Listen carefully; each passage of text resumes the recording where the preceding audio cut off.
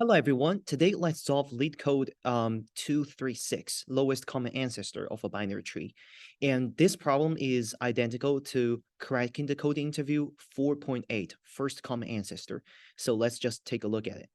So given a binary tree, we need to find the lowest common ancestor of the two given nodes in the tree.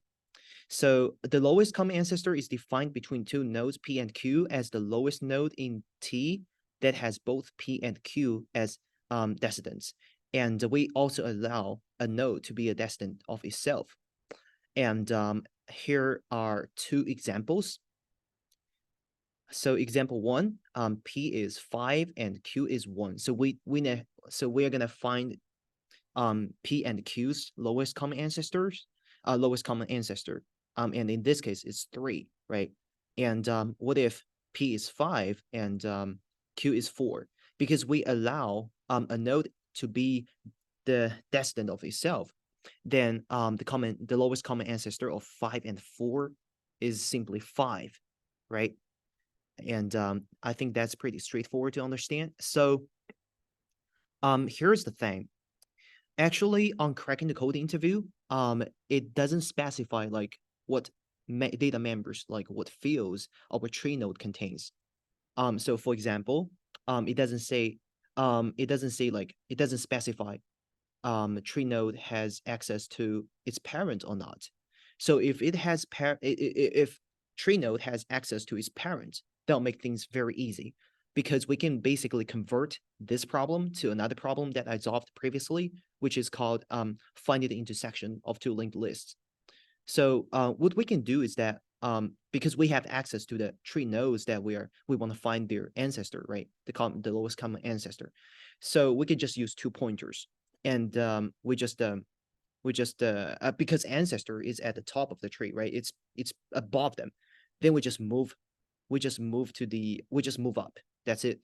And one thing is that if they are not on the same level, like if the length, which okay, so let's say if the nodes are on the same level, which is like 5 and 1, then we can just like apply 2 pointers, and then they move at the same speed, and then we just check if they collide to each other. If they collide, then we just return true, right? But what if they are not on the same level? What if like a pointer is at 5 and P is at 5, P is 5 and Q is 8?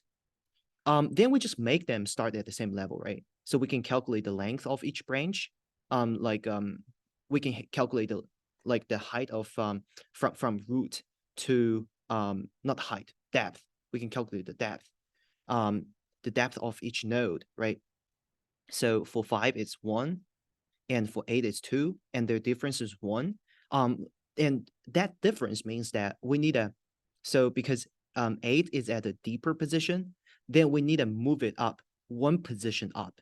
And so the amount of positions, the amount of spaces we need to move up is determined by the difference of their depths, right? And because we've calculated that the position we need to move up is 1, so we just move it 1 position up, and we reach 1, and then we can start the 2 pointers method I mentioned before, right? We just move them up at the same speed and see if they collide, right? But for this Leetcode problem, we don't have access to tree node. We don't have access to tree node's parent, so we can't use that method, which I mentioned before. So what method should we use here? So by observing the graph, like 5 and 1, right? So okay, so there are 3 cases. The first case is when P and Q are all on the left side, like 5 and 4, right? So if they're all on the left side, then when our function go and search for the lowest common ancestor, we must go left. What if all the nodes P and Q are on the right side? Then we have to go right to search for their lowest common ancestor. And what if they are on different sides? If they're on different sides, then the root is the answer, right? Then the root is the answer. So that's the so there are the 3 cases. Like generally, there are the 3 cases we need to care about. But there are some like small edge cases. for example, if root is equal to P or Q, that means we found the answer, right? So we can just return root. And one example is 5 and 4. So we go left from the root 3, we go left and we find 5, right? And 5 is equal, is basically P. So we can just return 5 right away, right? So that's some like so that's the edge case we need to think of. If root is equal to either P or Q, then we just return root, right? Okay, so at the same time, we have to do all this recursively. We can't just so that means we might want some helper functions, right? And so what helper functions do we need? So we can have one called DFS.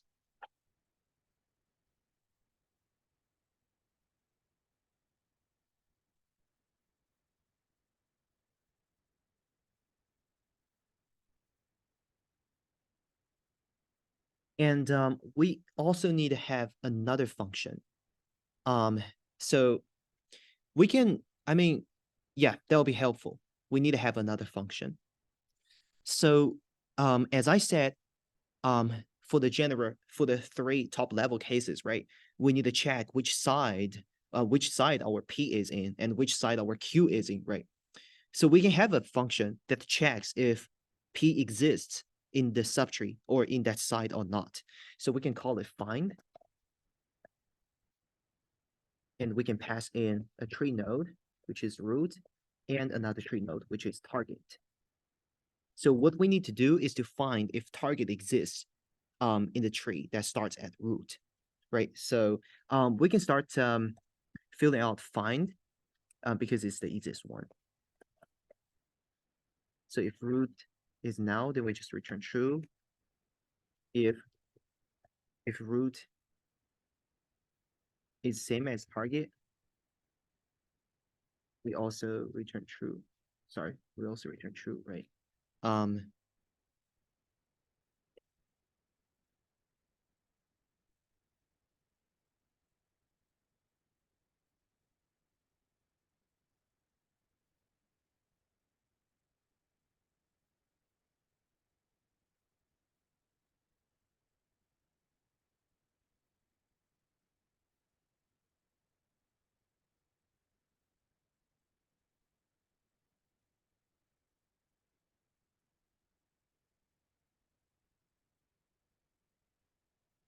Else we just return I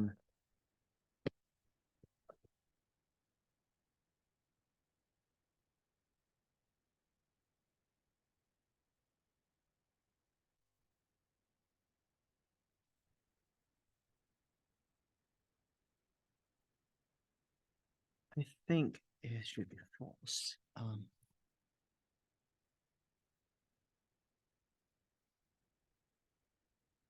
Yes.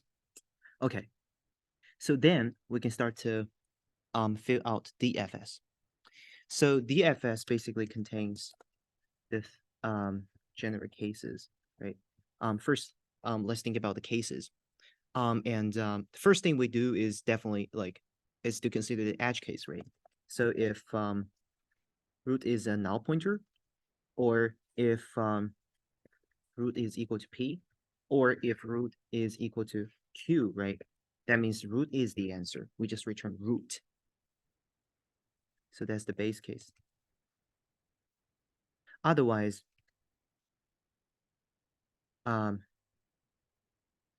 we need to think about, think about which side P and Q are in, right? So we can have a Boolean called so we can just ping one side to search for. And let's just do search left, okay? So we can have 2 variables. One is called P on left, and another variable, another Boolean called Q left. So if there are if they are true at the same time, then that means P and Q are on the left side, right?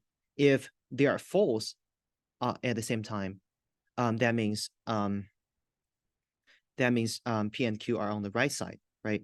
But if they are different, if one is false, one is true, that means they are on different sides, and we can just return root, right? So that's the general idea here.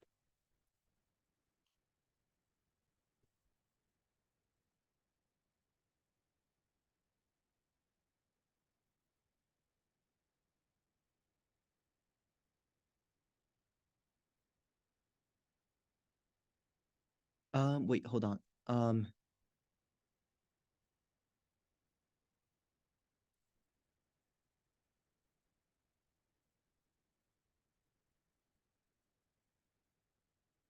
Right. Okay. So if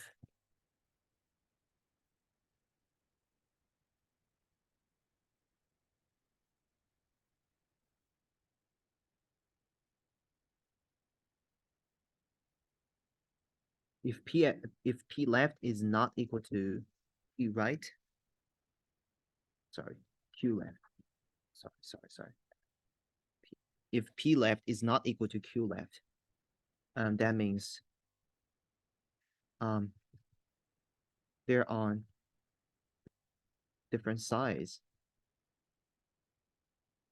and we return root right away.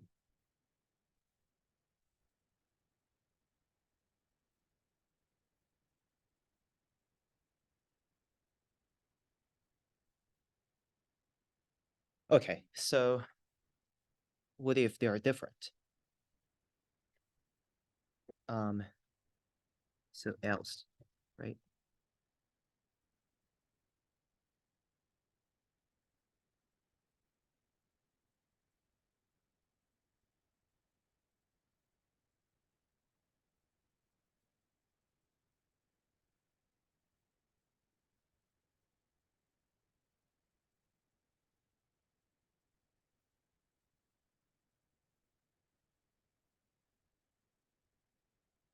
So firstly, we can check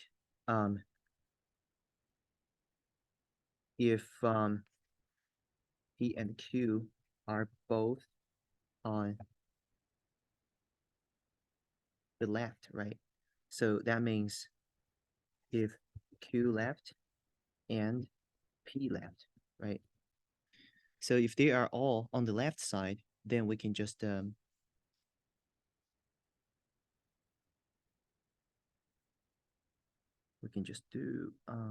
let's see.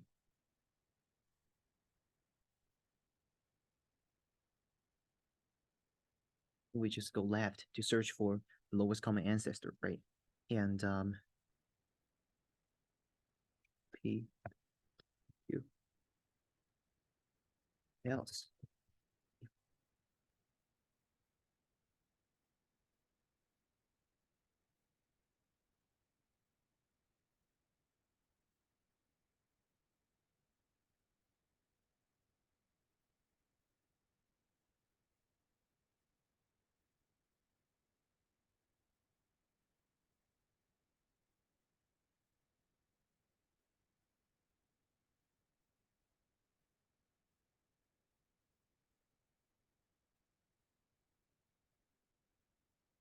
Okay, so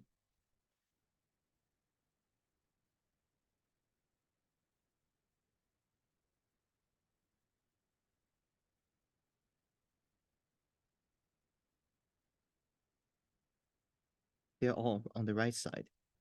Then we just go right to search for their lowest common ancestor, right? Okay. So in this way, we can break it down to smaller pieces, and yeah, I think this DFS function, helper function, is correct, and we can just return DFS um, Q. So let's run it, and oops.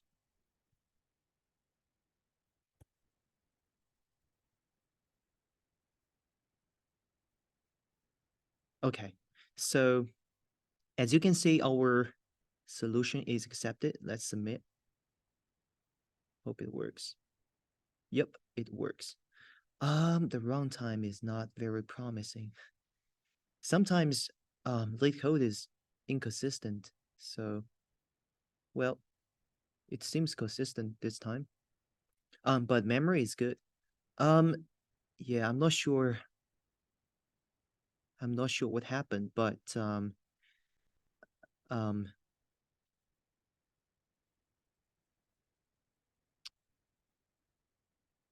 but I think this is the best I can go, and this is definitely a very, very good practice problem.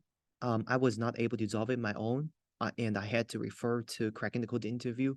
They have some like solution keys, and I finally understand it, and I'm able to solve it and tell you guys the solution.